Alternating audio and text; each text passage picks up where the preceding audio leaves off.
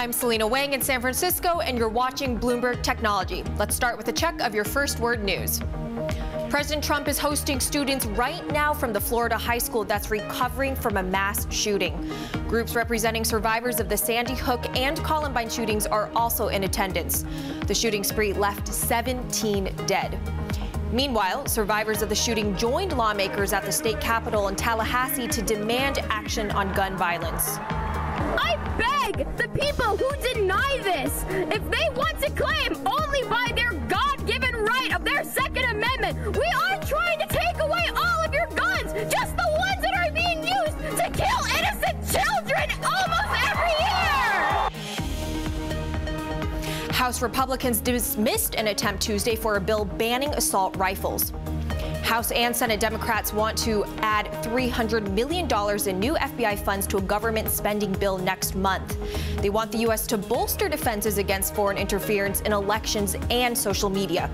Current government funding runs out March 23rd. World-renowned Christian evangelist Billy Graham has died at the age of 99. He's considered the most influential American preacher of the 20th century. Global news 24 hours a day, powered by more than 2,700 journalists and analysts in more than 120 countries. I'm Selena Wang. This is Bloomberg Technology.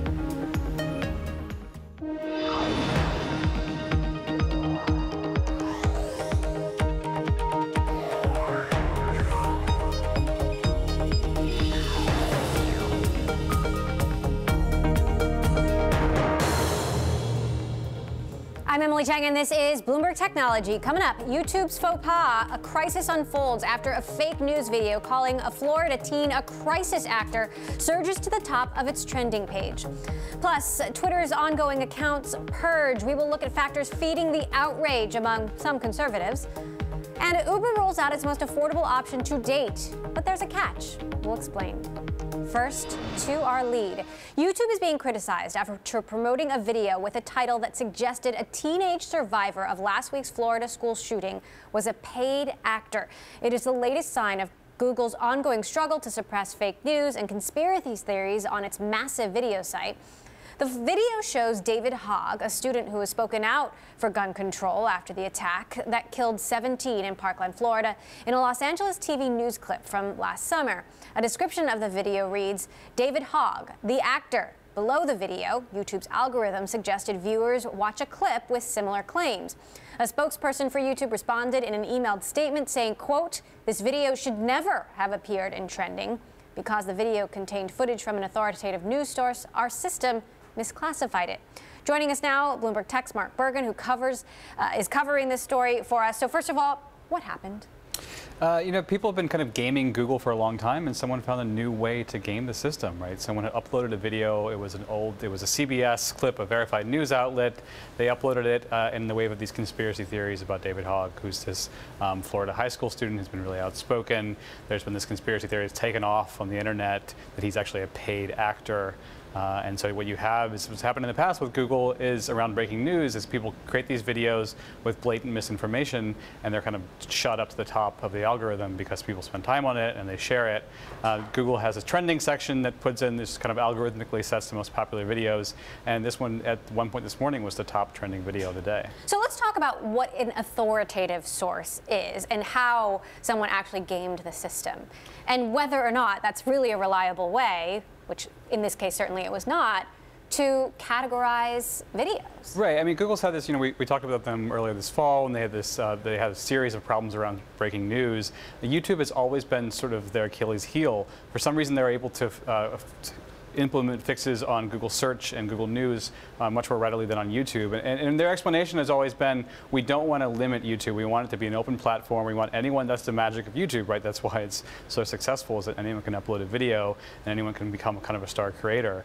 And then when you have this problem around breaking news is that anyone can upload a video and anyone can put out a video that looks like it's real information. And in this case, it was an actual CBS video, but the description of the video was claimed was kind of pushing this conspiracy theory, and then YouTube's algorithm suggested that viewers keep watching similar videos. So YouTube spokesperson went on to say, as soon as we became aware of the video, we removed it from trending and from YouTube for violating our policies. We're working to improve our systems moving forward. That said, you know, I did a quick search before coming on here. There are still videos promoting this conspiracy theory idea on YouTube. Yeah. So, you know, what's the policy about everything else? Right, and we woke up this morning, I think everyone on the West Coast woke up to the story. We'd emailed Google, YouTube around 7:30 this morning. It took them hours to take action. I mean, they're clearly, like, this is a tough decision for them, right? This is a video that doesn't typically fall into different categories, and they've been really reluctant to be super aggressive in policing content out of regulatory concerns. Typically, they've said we're a neutral platform. We don't want to draw the line. I think in this circumstance is really rare. I don't see it happening a lot, and it hasn't happened where people have used news clips to push conspiracy theories, but it's certainly like causing YouTube to really need to evaluate its policies. Talk to us about what Google has done over the course of the last year to prevent the spread of misinformation and where those policies stop short. Right. I mean, the big focus for Google has been to appeal its advertisers, right? I mean, they now are promising to hire 10,000 people to train systems, to do better content moderation. A lot of that is to make content advertising friendly. They've been a big push now. They've had this major issues with some of their top creators. They've now been a big push for creators to make like socially good and conscious videos to sort of demonstrate that a lot of people that upload videos to YouTube are not crazy conspiracy theorists or Logan Paul. So what is next? I mean, do you expect that YouTube could take stronger action? You know, not just taking this out of trending, but removing these videos from the site? That would be, YouTube's not really, they did this morning, they took down some videos. They have in the past year taken out a lot more videos than they had before. They certainly have pulled ads and monetization from a lot of these videos. I think they are probably having a really intense debate about where they draw the line. And how many, are they hiring additional people to make human judgments and not relying simply on the algorithms? Right. Google's always said the response, and now they have, 450 hours of video footage uploaded every minute, so it's just impossible to scale these things. That's what they always say, and that even they can't hire enough people to do that. Something like trending seems to have been a natural fit for a human editor, but as far as we know, they haven't made that decision yet. Or perhaps, whenever there are big sort of news events like this, having a human team to curate.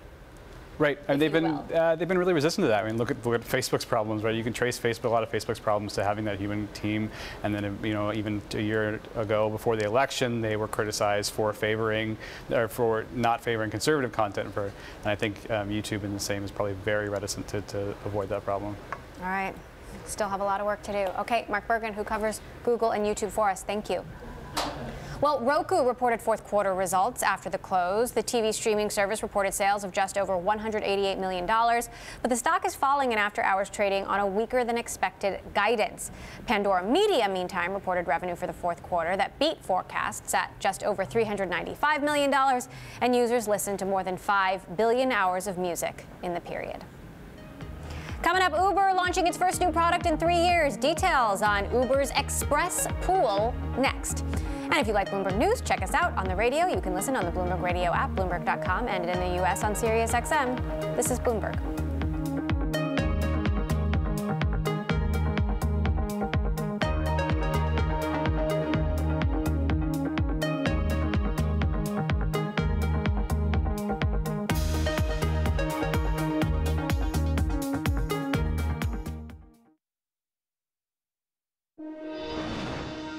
Broadcom slightly lowered its offer for Qualcomm to $79 a share after the target boosted its own bid for NXP. That is down from its best and final bid of $82, but it said all other terms of the proposed deal remain unchanged. Qualcomm's response to the reduced proposal, that Broadcom just made a, quote, inadequate offer, even worse. Qualcomm shareholders vote on it next month. Well, after months of testing in San Francisco, Uber is officially launching a new feature, Uber Express Pool. It is the first new product for the company in 3 years. The Express Pool launch is bringing a change to the current Uber Pool model, aiming to cut out the hassle of detours. The idea is to make pickups easier for drivers and just as cheap for the passenger. Uber's product manager Ethan Stock joins us now here in the studio. So talk to us about how Express Pool or Pool Express works. I've heard it both ways, and how it's different from Uber Pool. Sure. So it is Express Pool. And what we do is that we ask riders to walk a little and wait a little in order to have a much better ride. It's both more affordable to them because we can match more efficiently, and the ride itself tends to be straighter and faster. So how many trips in the U.S. on Uber are actually Uber Pool trips at this point? So any moment now, we're going to cross 1 billion total Uber Pool trips, which is obviously a milestone we're pretty proud of for a product that launched a little over 3 years ago. In the cities, we're live in 16 cities in the United States, and within those cities, Uber Pool makes up about 20% of the total rides. So what are the percentage of people who request pool trips who actually get matched? I don't have that exact statistic, but typically what we're trying to do is we're trying to get 3 people into the car at the same time, because that's where we have the most efficient ride, which allows us to offer the most affordable price. And so I'm sure all of us have experienced those rides where we're the only passenger in the car on a pool. That may feel great for that single ride, but over time it means that we can't offer such an affordable price. So what's great about the walking and waiting that we've added with Express Pool is it increases our likelihood of making a high quality match, which means that we can offer that affordable product over time. So I was just looking at some of the coverage of it today. Gizmodo saying, honestly, just take a bus. How do you respond to that? So if you read past the headline, that's actually a pretty good article that talks about the differences between Express Pool and a bus. We think that public transit is a wonderful complement, and we are a complement to it in terms of what we each do. Public transit works really well on very high capacity routes where you can run large vehicles, and Express Pool works much better because it's dynamic in terms of its timing, in terms of where it picks you up and drops you off, and also dynamic in terms of its route for those complicated sort of cross-city journeys that maybe pick up and drop off that last mile from a public transit option. So Uber Pool has been sort of a controversial service in that a lot of riders love it because you can get a ride really cheaply, but drivers don't necessarily love it. You know, how do you find a happy medium? So let me break the drivers don't love it down into 2 elements. Number one, drivers are working hard and would love to make more money. And so we've actually introduced late last year pick-up and drop-off fees specific to Pool to pay them for the effort that they do in order to make Pool work as a service. Looking at the non-monetary component, there have been some things that we have done in terms of how we manage the service that made it less fun to be a driver, such as the routes and detours and backtracking that you would often see as we were trying to make a match between 2 riders who weren't necessarily most compatible. One of the reasons why we wanted to launch Express Pool was to not just make it better for riders, but to actually make it better for drivers as well. Because if you feel uncomfortable sitting in the back seat of a shared ride, waiting for it to make its way around the block to pick someone else up, your driver doesn't feel any better about that either. How much money do you actually make on Uber Pool? Does Uber make on Uber Pool? So that's pretty difficult to break out. We are very pleased with the progress that we're making in terms of overall profitability as a company. You've seen some of the public financials that we released recently, and the curve is quite a nice one. And we're very excited that by making Uber Pool more efficient with Express Pool, we can continue on our path to profitability towards a future IPO. So that's my question is, how much does Uber Pool actually contribute to Uber's financial performance, and how much of this is simply driving a mission of more democratized transportation? So what I love... I realize Uber is not a charity, but... We are definitely not. We are a very commercial business. What I love about Uber is that the combination of the mission of making cities work better and provide transportation, I think is going to be a tremendously profitable business over time. And Pool is clearly a large component of that, and one that's going to grow even more with Express Pool. As Uber starts to look more like public transportation, how does the company think about city-run services? I mean, you know, new CEO, Dara Khosrowshahi said that in 5 years he'd like to see Uber running bus systems and entire city transportation services. Does this move you closer to that vision? So there are things that we are very good at doing, and one of them is providing highly dynamic transportation options, and the other is building software. And I think both of those things are wonderful complements to what public transit agencies tend to do, which is to have huge fixed infrastructure and to move millions of people incredibly efficiently. I think there are many different ways that we can partner with cities in the future. For instance, we have a pilot with the city of Cincinnati where we're starting to explore with both the city and its transit agency agency, different ways that Uber can complement public transit, not only in terms of coordinating at a data level, but in terms of Uber potentially even taking on some of the lower ridership routes that aren't particularly efficient for public transit to run. Now, you joined Uber 11 months ago. I did. This is just as Susan Fowler's post went viral, kicking off a very long series of dramatic moments and leadership changes. Now, Dara Khosrowshahi is the new CEO. What has that been like for you as a new employee, and what do you think about the new guard? So I chose to join Uber about a year ago because I knew many good people there who were working hard on the future of transportation, and they were people that I believed in, and it was a mission that excited me. And we had a pretty tumultuous year last year for sure, but what I'm excited about is a lot of that is now in the rearview mirror, and those good people can continue to work on the future mission of transportation. And I think Dara has been a phenomenal addition to Uber, and I'm very excited to be working at a company where he's CEO. All right, Ethan Stock, Uber product manager, thanks so much. Thank you for joining us and breaking it down into some details. I appreciate that. Coming up, we hear from Facebook co-founder Chris Hughes about his new book, Fair Shot, and how Silicon Valley can push back on income inequality. And Bloomberg Technology is live streaming on Twitter. Check us out at Technology, weekdays, 5 p.m. in New York, 2 p.m. in San Francisco. This is Bloomberg.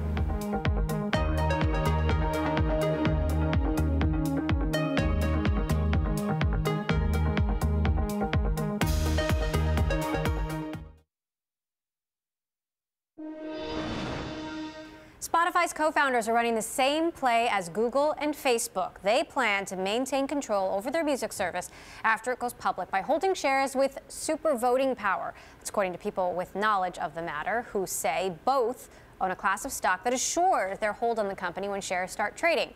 Spotify could list shares next month or early April. It's been valued at up to $20 billion.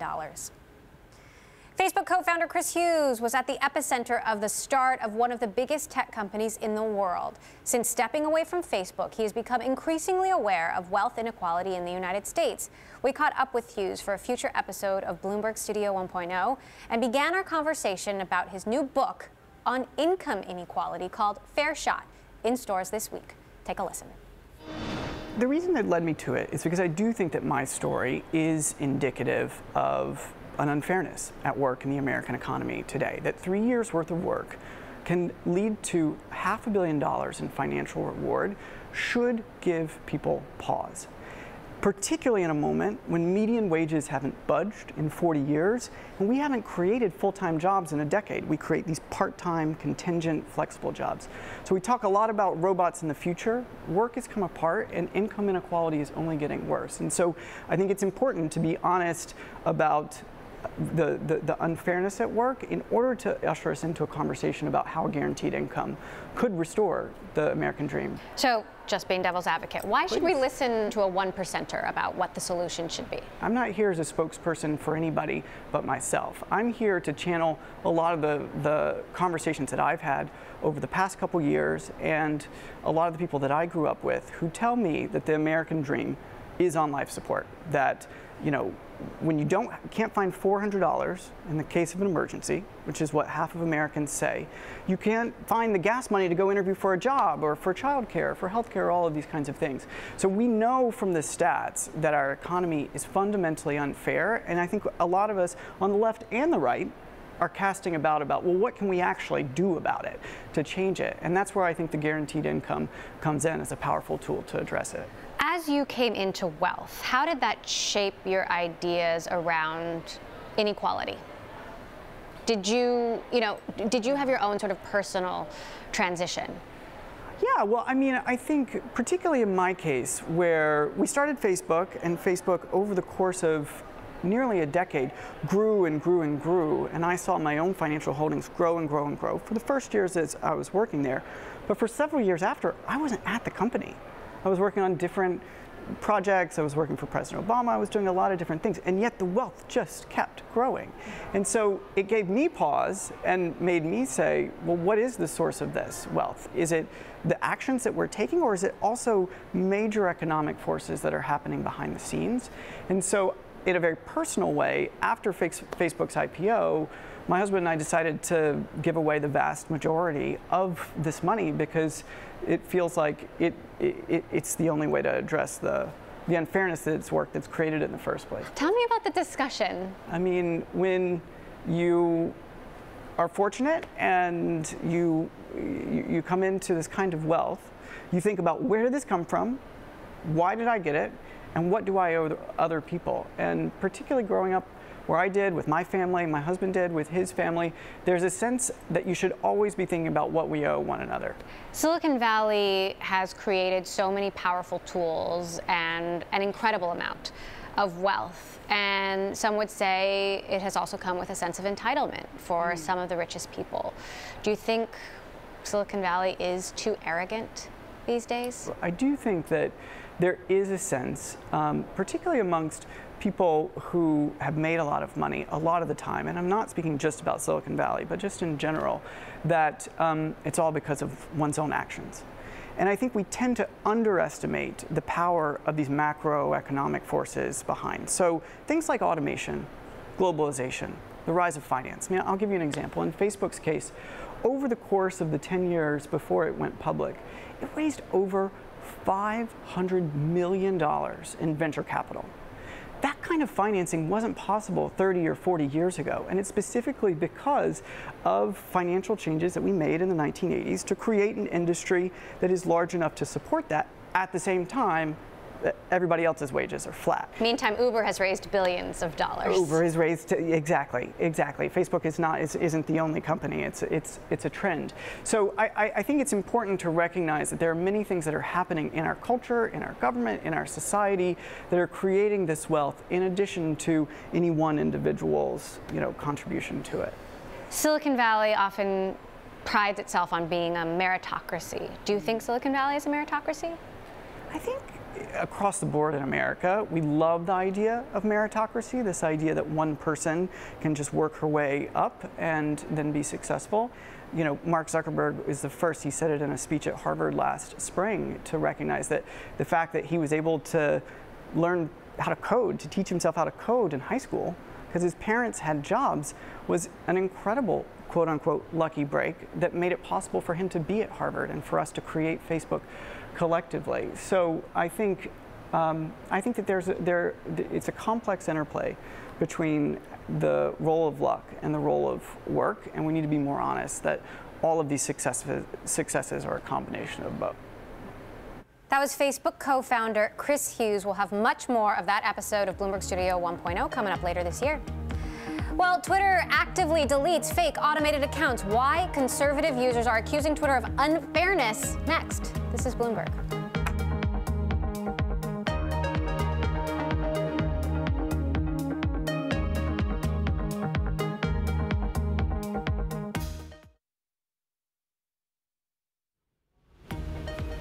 I'm Selena Wang in San Francisco, and you're watching Bloomberg Technology. Let's start off with a check of your first word news. President Trump is hosting students from the Florida high school recovering from a mass shooting. Groups representing survivors of the Sandy Hook and Columbine shootings are also in attendance. Earlier today, the president said the nation must do more to keep kids safe. We cannot imagine the depths of their anguish, but we can pledge the strength of our resolve. And we must do more to protect our children. We have to do more to protect our children. The shooting spree left 17 people dead. Democratic senators plan to introduce a bill to raise the minimum age required to purchase rifles from gun dealers from 18 to 21. Former UN Secretary General Ban Ki-moon says the dialogue between the two Koreas that began during the Winter Olympics must be kept alive. He also maintained that the U.S. can still play a crucial role in the process by engaging with North Korea, despite the regime abruptly scratching a meeting with Vice President Mike Pence at the Games. In Peru, police say at least 44 people were killed today when a bus veered off a highway and plunged more than 600 feet down a cliff. More than 24 others are injured. No cause yet on the cause. Global news 24 hours a day, powered by more than 2,700 journalists and analysts in more than 120 countries. I'm Selena Wang. This is Bloomberg. It's just after 2:30 p.m. here in San Francisco, 6:30 Thursday morning in Hong Kong. I'm joined by Bloomberg's Sophie Kamarudin with a look at the markets. Sophie, good morning. Good morning, Selena. Now in Asia, the big highlight, of course, is going to be the return of China after that week-long Lunar New Year break. And there's going to be quite a bit of pent-up demand, one might imagine, but there could be concern given the ongoing deleveraging campaign. But we do have the return of the Shanghai and Shenzhen trading links for Hong Kong stocks, so that might provide a boost for the Hang Seng as well as the H-share index this Thursday. And overnight, we did see a boost to FANG stocks, and that might help the tech rally continue in Asia following the advance that we saw on Wednesday. Now, of course, we are going to get the first reaction for Asian markets to the hawkish Fed minutes, which did give a boost to Treasury yields as well as the dollar. So that did see the yen creep back above that 108 level. And we do have, of course, Australia's vanishing yield spread that could finally be feeding into Aussie dollar weakness, trekking towards that 78 handle. In Hong Kong, I'm Sophie Kamarudin. Up next, more with Bloomberg Technology.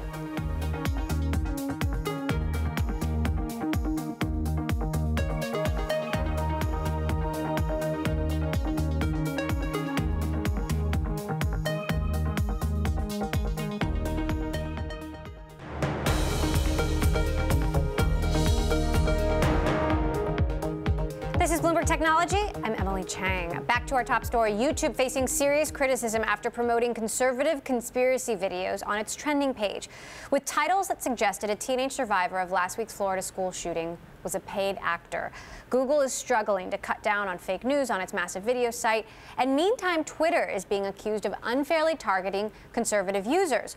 Prominent conservative pundits and activists said today that Twitter deleted thousands of their followers' accounts overnight.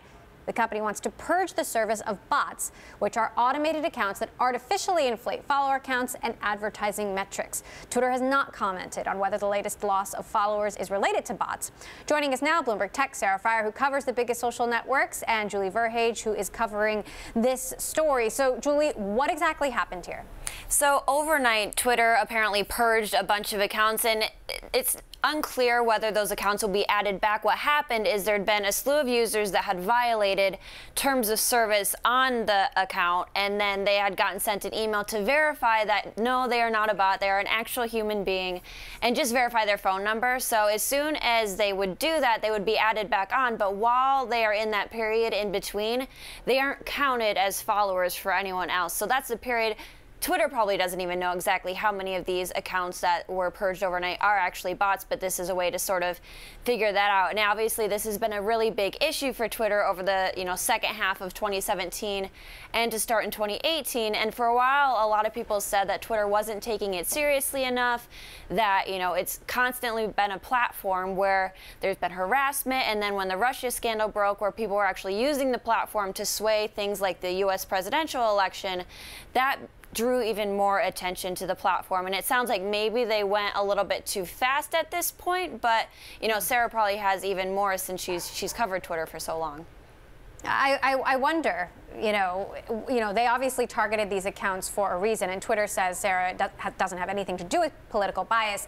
Their response saying, Twitter's tools are apolitical, and we enforce our rules without political bias. As part of our ongoing work in safety, we identify suspicious account behaviors that indicate automated activity or violations of our policies around having multiple accounts or abuse. What's your take on how dramatic this is in the history of enforcement that Twitter has taken? Well, we've seen a lot of broad purges by Twitter in the past, especially of accounts related to ISIS and related to the far right that were linked to the Charleston issue. In this case, I think it's going to be very difficult for Twitter to know for sure who exactly is a bot and who is a real person account that just tends to retweet a lot of bots and be connected to a lot of bots. Because these Russian bots, as we read in the Mueller indictment on Friday, have been extremely adept at entrenching themselves in the real world, building connections with real Americans, presenting themselves as real people. And so when you go through and try to purge them, it's difficult to do it in a way that is clean using artificial intelligence. You're going to get some errors. Now, I want to talk a little bit about the percentage of users on Twitter that are bots and compare that to Facebook. You know, what do we know about just how many users on Twitter are bots and how powerful they are, as opposed to Facebook, which has a much bigger user base but a much smaller percentage of fake accounts? On Facebook, it's a lot harder to make a fake account. On the black market, we see that accounts that have been active for longer go for more. This is because people on Facebook have worked to establish their identity over years. If you just create any account on Facebook, it might not go through. Whereas on Twitter, you can make any kind of account as long as you have an email address. It doesn't have to be a real name. It can be an account for your dog. It can be a joke account for something you want to make fun of. It doesn't have to be a person. Whereas on Facebook, you do. So that's a huge differentiator. On Twitter, we see the company says around 5% of accounts are fake. Researchers estimate the number is much higher. Facebook responded to congressional investigators and said that about 2 to 3% of its accounts could be considered in the sort of undesirable category. This category of fake account that's not just a person making an account for their pet, but actually somebody who's trying to break the system and be somebody they're not. Interesting. So, Julie, what's next here when it comes to these particular accounts that Twitter has cracked down on? I mean, I assume some could be reinstated, but the likelihood is that they were targeted for a reason. Right. I would assume at least some get reinstated, but this is an issue that's sort of going to keep coming up. And I believe in the last earnings report was the first time that we've seen Twitter actually mention that, you know, user growth sort of wasn't as good as expected. It was around 330 million monthly active users, and that was lower than analysts had anticipated. And they attributed that to purges like this. And I would expect that to be sort of an ongoing issue, because the last thing Twitter wants is for other, you know, political events or major events where, you know, it becomes another target and a platform to have it be misused. Obviously, there's a fine line here when it comes to free speech, and that's the argument that these companies have made time and again. Sarah, what is Facebook going to do a similar purge like this of fake accounts, or have they been? Facebook has been purging any accounts and groups that it sees as linked to the Russian issue with regards to people who are trying to make accounts that would connect to Americans to convince them that something was happening with elections, spread fake news, etc. This is something that they have not announced widely how many that they have taken down. We'd like to think that they're being very steadfast about addressing the issue. What Julie brings up, I think, is very interesting, is that the actual metrics that these companies give up each quarter, sometimes they will be actually lower because they are trying to address these issues. And it'll be interesting to see the framing over time. Are these companies going to try to get a pat on the back for having lower numbers, for having achieved some of these goals? Interesting. All right, Sarah Fryer, who covers Facebook for us, Julie Verhage, who is covering this story about Twitter cracking down on bots. Thank you both. All right, a group linked to the Koch brothers is going after Jeff Bezos and Amazon. Generation Opportunity, a right-leaning group for young people, is out with a digital ad campaign seen here. It calls any potential tax breaks Amazon would receive for its second headquarters, quote, sweetheart deals that are unfair to taxpayers. This is according to Axios. The ad is running on Instagram, Facebook, and Twitter. Coming up, we'll talk to the CEO of Wealthsimple, a fast-growing fintech firm based in Toronto that just closed a new round of funding geared towards millennials. This is Bloomberg.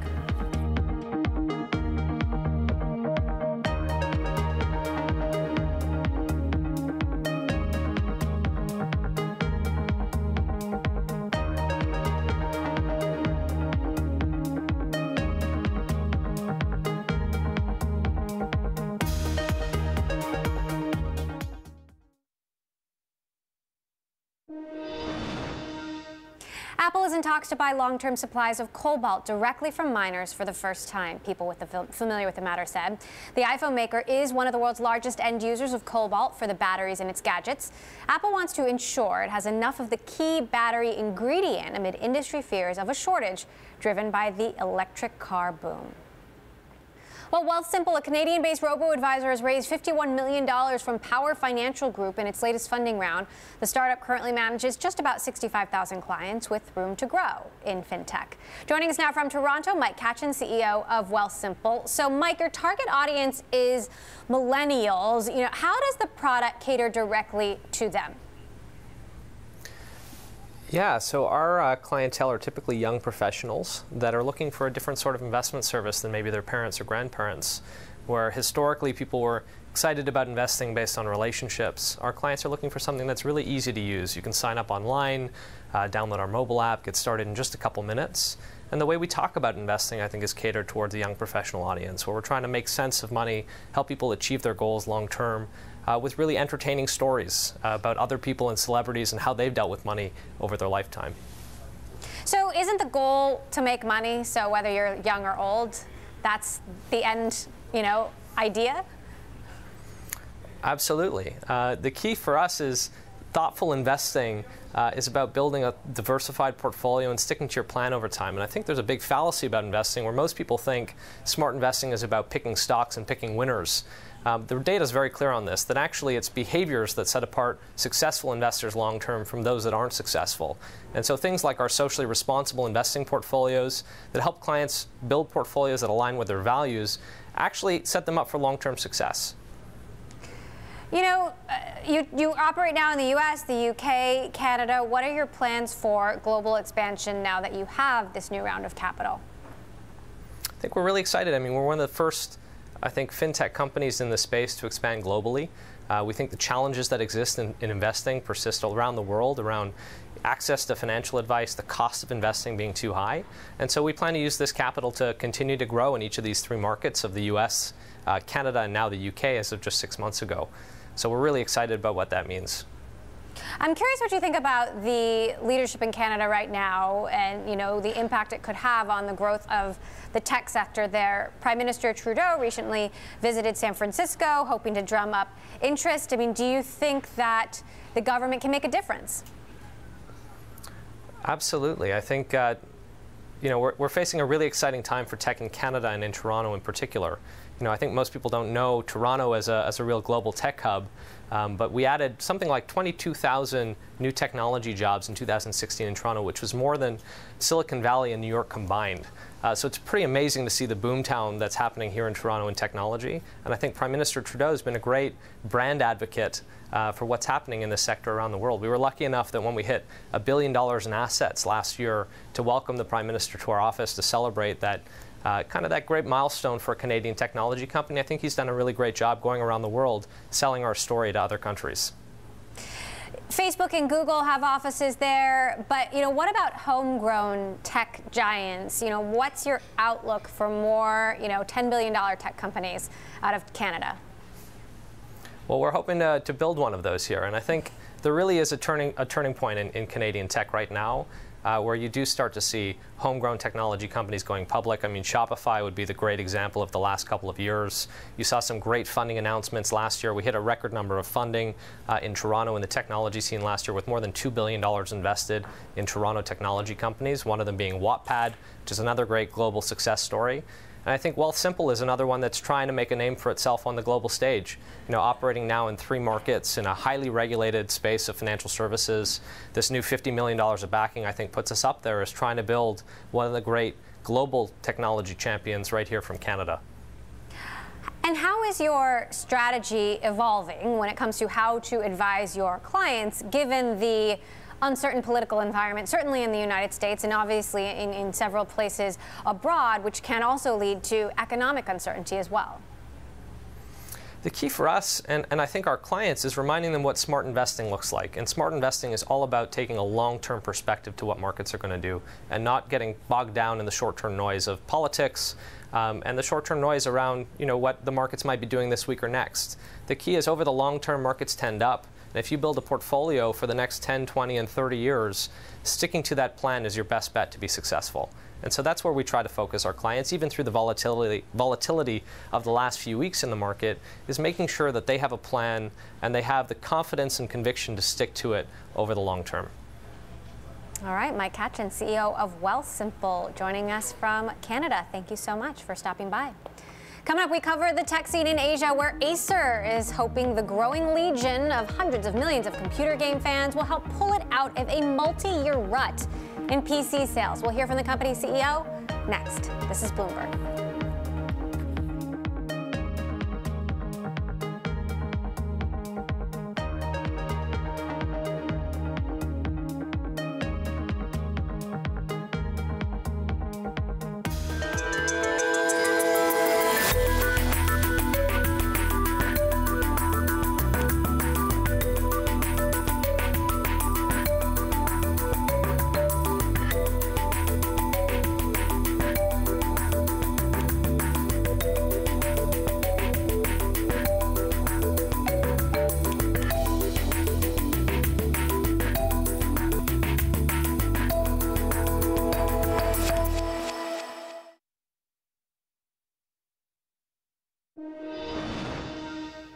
For the first time, Dish Network has publicly reported signups for its low-cost Sling TV service. Dish says Sling has attracted 2.2 million customers paying $20 a month. It's a sign of progress in efforts to slow 4 years of subscriber losses. Dish is trying to attract those who dumped pay TV services for cheaper options like Netflix and Amazon Prime. Well, esports tournaments are starting to resemble big-name concerts or major sporting events as thousands of fans gather to watch gamers play. And that is a serious opportunity for Asian tech giant Acer. CEO Jason Chen spoke exclusively with Bloomberg News' Samson Ellis at the company HQ in New Taipei City. We start with the hardware side. So we provide gaming notebook, we provide gaming desktop, we provide gaming display. Then we realized that it's not just the hardware that we sell. We have to be able to provide very good top of the line product that people is going to say, wow, but that's not enough. A good example would be our 21X that hits the front page of USA Today last year at CES. And this year was Orion 9000. We got Core i9 limited edition CPU up to maximum 2 to 4 graphic. It's not inspired by high performance computing. You get multiple processors in one single system. That's what we mean by it kept the industry. And we're not just having that. We got full product line, so we will be able to satisfy people from high end to affordable. And we got the sponsorship going on in multiple gaming events. And we even have our own gaming event to make sure that people got the full excitement and got associated with Acer Predator brand name.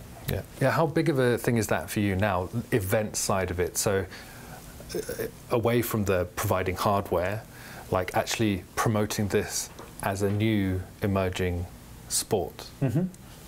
So what are you doing there? Oh, it's a big deal.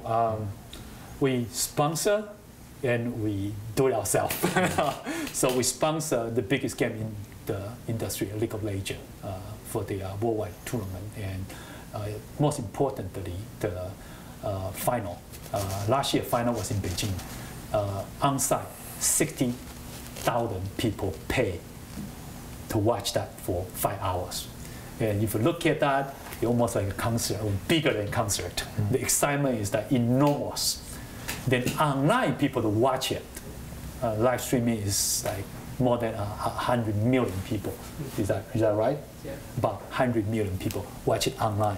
It's incredible type of numbers. There's so many people feel excited about that. And for that, we have to make sure that we don't miss that opportunity.